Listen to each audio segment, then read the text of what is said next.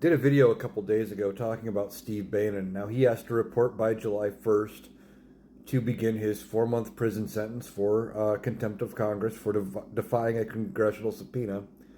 Now, he's trying to appeal with a bullshit claim of advice of counsel where he says, well, my attorney told me just not to go.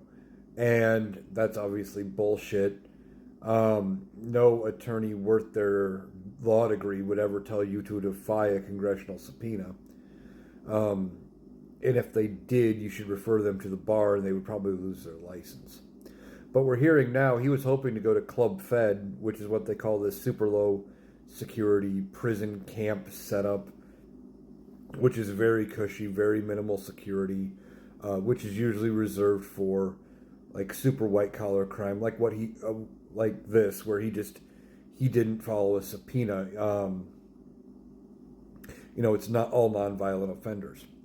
Well, he's not eligible because he has pending charges in New York, I believe, for his ties to the Fund the Wall scheme, where he was eliciting funds from donors and from Trump supporters, basically, to help fund this wall between the U.S. and Mexico, even though Donald Trump promised Mexico would pay for it. But then he didn't actually have the authority to get the funds, and none of the funds raised actually went toward building that wall. So because he's facing more charges, he's not eligible for the super cushy prison, so he's actually going to go to a minimal security prison in, I believe, Connecticut is what they're saying now. Now, I don't know what the setup of this new prison is going to be. I do know that it is not as cushy as Club Fed because there is going to be like a wall. It's going to be more structured. And he is going to be in there with some people who have done, worse things than just defy a congressional subpoena or maybe steal some money through white-collar crime.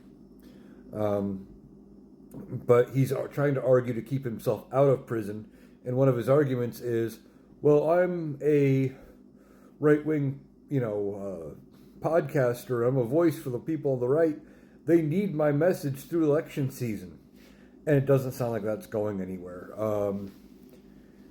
If he would have just served the sentence 2 years ago when it got handed down, he wouldn't have to worry about it. But he tried delay, and he's run out of time to delay it. So he goes away by July 1st for a 4-month sentence, and it's going to be nice to see him finally get what he deserves.